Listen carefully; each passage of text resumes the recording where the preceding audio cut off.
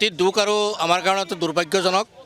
আজি চাওক, আমি 25-30 বছৰ শিক্ষকতা কৰাৰ পাছত 2021 চনৰ 5 ফেব্ৰুৱাৰী তাৰিখে অসম চৰকাৰে আমাক শিক্ষকৰ পৰা অৱনতি কৰি টিউটৰ হিচাপে নিযুক্তি দি ন্যূনতম 10-12 হাজাৰ টকা মজুৰিত আমাক খটুৱাই আছে। 60,000-70,000 টকা দৰমহা পোৱা শিক্ষকসকলে যি ধৰণে কষ্ট কৰে, যি ধৰণে শিক্ষাদান দিয়ে, যিখিনি সময় তেওঁলোকে খৰচ কৰে, ঠিক তেনেকুৱা সময় আৰু তেনেকুৱা শিক্ষাদানক আমাক ব্যস্ত কৰাই ৰাখিছে। ইয়াৰ উপৰিও পঞ্চায়ত নিৰ্বাচন, বিধানসভা নিৰ্বাচনৰ দৰে নিৰ্বাচনৰ পোলিং অফিচাৰ, প্ৰিজাইডিং অফিচাৰৰ দৰে দায়িত্বখিনিও আমাৰ দ্বাৰা কৰায়, কিন্তু দৰমহাৰ ক্ষেত্ৰত আমাক কয় যোগ্যতা নাই বুলি। আমি 25-30 বছৰ শিক্ষকতা কৰাৰ পাছতো আমাক যোগ্যতা নাই বুলি টেটৰ বাহানা দি পেলাই আমাক চৰকাৰে প্ৰতাৰণা কৰি আহিছে। আজি চাওক, আজি এটা শিক্ষক দিব, আমি ছাত্ৰ ছাত্ৰীৰ সৈতে ছাত্ৰ ছাত্ৰীৰ লগত থাকিব লাগিছিলে, ছাত্ৰসকলৰ মৰম স্নেহ আমি উতলিব লাগিছিলে আৰু ৰাইজৰ মানুহবিলাক মাতি পেলাই আমি নিশ্চয় ছাত্ৰ ছাত্ৰীসকলত এটা আনন্দ ফূৰ্তিৰ দিন আছিল। কিন্তু সেই দিনটো আজি আমাৰ দুখ আৰু বেদনাখিনি আজি অসমৰ ৰাইজক আমি জনাব লগা হৈছে, অসমৰ বুদ্ধিজীৱী সমাজক জনাব লগা হৈছে, অসমৰ শিক্ষক সংগঠন বা বিভিন্ন বুদ্ধিজীৱীসকলক আমাক জনাব লগা হৈছে। গতিকে আপোনালোকৰ জৰিয়তে আমাৰ যি ন্যায্য দাবী, সেই দাবী পূৰণ কৰাৰ কাৰণে আজি শিক্ষক দিব এই দিন, পবিত্ৰ দিনটোত আমি আমাৰ দুখ বেদনাখিনি আপোনালোকৰ জৰিয়তে অসম চৰকাৰক জনাব বিচাৰিছোঁ আৰু অনুৰোধ কৰিব বিচাৰিছোঁ। আমি বিগত 5টা বছৰ, আমাৰ 25-30 বছৰটো বিনা বেতনে খাটি আমাৰ জীৱন আহুতি দিছোঁ, জীৱন উচৰ্গা কৰিছোঁ। তাৰ উপৰিও এই বিগত 5টা বছৰ একেহাৰে আমি গণতান্ত্ৰিকভাৱে আন্দোলন কৰি পেলাই আমি আমাৰ দাবীখিনি চৰকাৰৰ ওচৰত পেছ কৰিব বিচাৰোঁ। কিন্তু মুখ্যমন্ত্ৰীক লগ কৰাৰ কাৰণে আমি কেইবাবাৰো দৰখাস্ত নিবেদন কৰাৰ পাছতো আজি চাওক, আজি মুখ্যমন্ত্ৰীজনে আমাৰ এই LPME মিলি পেলাই প্ৰায় 9,795 জন শিক্ষক, তাৰে প্ৰায় 20% শিক্ষক আজি আমাৰ পৰা বিনা বেতনে খালী হাতে, শূন্য হাতে তেওঁলোকে চকু টুকুৰি আপোনাৰ ওচৰলৈ আহিছোঁ, হাতত থালি লৈ পেলাই আপুনি প্ৰতিবাদ কৰিবলগীয়া হৈছে। চাওক, বৰ পৰিতাপৰ বিষয়। আজি পবিত্ৰ শিক্ষক দিৱস। আমি যোৱাকালি মই স্কুলত কৈছোঁ যে মই অহাকালি গুৱাহাটীলৈ যাম, যে ছাৰ আপুনি যাব নোৱাৰে, অহাকালি শিক্ষক দিৱস আছে। কিন্তু বহুত দুখৰ কথা, এই চৰকাৰখনে আমাৰ লগত এনেকুৱা কৰিছে। আমি আজি আমাৰ উপযুক্ত ছাৰে কৈ গৈছে, আমি 25-30 বছৰ ধৰি শিক্ষকতা কৰিছোঁ, কৰাৰ পিছত 2021 চনত আমাক টিউটৰ বনালে। সেই টিউটৰ বনাই মাত্ৰ 10,800 টকা দিলে, এতিয়া 12,000 টকা পাওঁ। আচ্ছা, আমি সেই ৰাতিপুৱা 8:30 বজাৰ পৰা 3:25 আমি কৰ্ম কৰিব লাগে।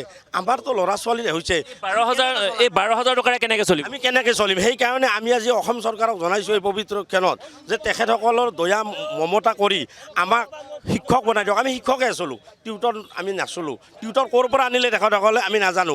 আৰু আমাক কৈ আছে এতিয়া যে আপোনালোকে CTET পাছ কৰক। মই কৈছোঁ, আমাৰ অসমৰ শিক্ষামন্ত্ৰী ডাঙৰীয়া মোৰ সমান বয়সৰে, তেখেতে এতিয়া TET পাছ কৰিব পাৰিব নেকি? তেখেতে যদি TET পাছ কৰিব পাৰে ময়ো দিম, তেখেতেও দিয়ক। তেখেতে পাছ কৰিব পাৰিলে আমাক নালাগে, ঠিক আছে, আমি চাকৰিয়ে বাদ দিম। কিন্তু সম্ভৱ এই 60 বছৰত এতিয়া বা 55 বছৰত TET পাছ কৰা সম্ভৱ নেকি? গতিকে আজি আমি বুজাব বিচাৰিছোঁ যে আমাক নিম্নতম আমাক খাব পৰা ব্যৱস্থাটো চৰকাৰে কৰি দিয়ক। এইখিনি আমাৰ এই অনুষ্ঠানৰ পৰা আমাৰ অনুৰোধ, এইখিনিয়ে। বাইদেউ প্ৰতিবাদ কৰিবলৈ আহিছে, কি ক'ব? চাওক, আপোনালোকৰ চেনেলৰ যোগেদি আমি এইটোৱে জনাব বিচাৰিছোঁ যে আমাৰ যিজন মুখ্যমন্ত্ৰী, তেখেতে এই পবিত্ৰ শিক্ষা যিটো ব্যৱস্থা, এই শিক্ষা ব্যৱস্থাটো লেতেৰা ৰাজনীতি সোমাই দিছে। কেনেকৈ সোমাই দিছে? 2021 চনত আমাক যেতিয়া এপইণ্টমেণ্ট দিলে, তেতিয়া ধুনীয়াকৈ কৈছিল যে 1 বছৰৰ ভিতৰত আপোনালোকৰ চাকৰি ৰেগুলাৰ হ'ব। আৰু সেই মিছলীয়া শিক্ষা মুখ্যমন্ত্ৰী আজি আমাৰ লগত সাক্ষাৎ দিয়া নাই। তেওঁ ভয় কৰিছে। তেওঁ যিবিলাক মিছা কথা কৈছে, আমাৰ লগত প্ৰতাৰণা কৰিছে, তেওঁ ধৰাত পৰিছে, যাৰ ফলত আমাৰ লগত সাক্ষাৎ দিয়া নাই। প্ৰতিবাৰ আমি বাৰম্বাৰ তেখেতক লগ কৰাৰ কাৰণে বহু চেষ্টা কৰিছোঁ, কিন্তু তেওঁ দেখা দিয়ে এতিয়া কি ক'ব? তেওঁৰ মুখৰ জবানৰ কোনো মূল্য নাই। আৰু আমি শিক্ষক মানৱ সম্পদ গঢ়া একোজন আমি খনিকৰ। আমাক পহৰা দিয়াৰ কাৰণে আৰ্মি CRP ভৰ্তি কৰে। আমি তেখেতসকলৰ নিচিনা গৰু চোৰ নহয়, ডকাইত নহয় যে ইয়াতে আমি কিবা কৰিবলৈ আহিছোঁ, আমি চুৰ কৰিবলৈ আহিছোঁ, ডকাইত কৰিবলৈ আহিছোঁ। আমি যলৈকে যাব খোজোঁ আমাক বাধা দিয়ে, লগে লগে বাধা দিয়ে। কিয় বাধা দিয়ে? তেওঁৰ প্ৰেষ্টিজৰ হানি হয়। তেওঁৰ কেন্দ্ৰত দেখাই আছে তেওঁৰ ভাল সুনাম আছে, কিন্তু তেওঁ অসমত কি কৰি আছে সেই স্বৰূপ উদঙাই দিম বুলি তেওঁ আমাক বাৰম্বাৰ বাধা দি আমাক আবদ্ধ কৰি ৰাখে। আমি গন্তব্যস্থানলৈ আমাক যাবলৈ দিয়া হোৱা নাই, কাৰণ তেওঁৰ স্বৰূপটো উদঙাই যাব। আজি আমি এই পবিত্ৰ শিক্ষক দিৱসৰ দিনা আমি বহুত আৱেগ লৈ ৰাজপথলৈ ওলাই আহিব লগা হৈছে। আমি প্ৰতাৰণা দিৱস হিচাপে আমি দিনটো বাছি লৈছোঁ আজি, কাৰণ এই দিনটোত আমি মৰ্যাদা পাব লাগে শিক্ষকৰ, কিন্তু আমাক বনাই থৈছে তেখেতে টিউটৰ। এই টিউটৰ বস্তু ক'ৰ পৰা তেওঁ আনিলে সেই উত্তৰটো আমাক দিব লাগে।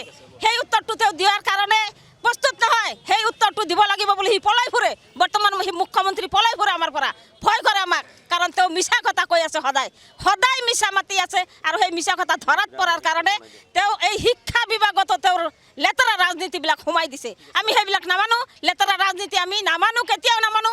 আমাক শিক্ষক লাগিব, আমাক টিউটৰৰ পৰা শিক্ষকৰ মৰ্যাদা দিব লাগিব। সমকামৰ মৰ্যাদা আমি আদায়ৰ কাৰণে ন্যায্য দাবী জনাবলৈ আজি আমি এই হয়, আজি আমি শিক্ষক দিৱসৰ দিনাখন আমি আজি প্ৰতিবাদ কৰিবলৈ আহিব লগা হৈছে। অতি দুখৰ কথা, যিহেতু আমাক চৰকাৰে আমাক বৈষম্য নীতি কৰিছে। আমি সমকৰ্ম কৰিছোঁ, কিন্তু আমাক সমমৰ্যাদা প্ৰদান কৰা নাই। আজি আমি 8:30 বজাৰ পৰা 3টা বজালৈকে আমি অন্য শিক্ষকৰ দৰে আমি শিক্ষকতা কৰি আহিছোঁ, কিন্তু আমাক সামান্য মজুৰি দিছে। আমাৰ 2021 চনৰ 5 ফেব্ৰুৱাৰী তাৰিখে আমাক প্ৰাদেশিকৰণ যোগে আমাক টিউটৰ সজাইছিল। আমি শিক্ষক আছিলোঁ, আমাক অৱনমিত কৰিলে, আমাক শিক্ষকৰ পৰা আমাক টিউটৰ সজালে। আৰু আজি আমি এতিয়া ৰেগুলাৰ আমাক আইনে আমাক কি কৰিছে, এতিয়া আমি টিউটৰৰ পৰা শিক্ষকলৈ উন্নীত কৰাৰ ক্ষেত্ৰত আমাক তেজ জাপি দিছে। আমাৰ এতিয়া প্ৰায় আমাৰ বয়সৰ প্ৰায় আৰু বেছি নাই। হয় হয়, আজি আমি বিচাৰিছোঁ যে আমাক টিউটৰৰ পৰা শিক্ষকলৈ উন্নীত কৰক, আমাক সমকৰ্মৰ সমমৰ্যাদা প্ৰদান কৰক। কি ক'ব আপুনি, কি ক'ব? হয়, আজি অতি পৰিতাপৰ বিষয় আমাৰ কাৰণে যে আমি এই পবিত্ৰ দিনত আজি আমি গুৱাহাটী মহানগৰীত আহি পেলাই এনেকৈ আমি চিঞৰিব লগা হৈছে।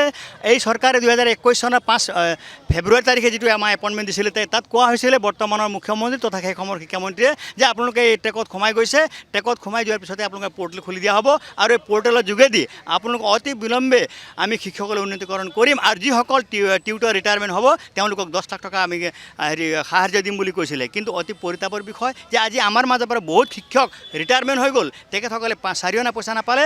আৰু আমাক এই টিউটৰসকলক চাওক, আজি প্ৰিজাইডিং অফিচাৰ, BLO ইত্যাদি যিমানবিলাক কাম আছে চৰকাৰী কাম, আমি গোটেইখিনি কাম কৰি আমি প্ৰতিটো পৰ্টেলত আমি কাম কৰিব লগা হৈছে।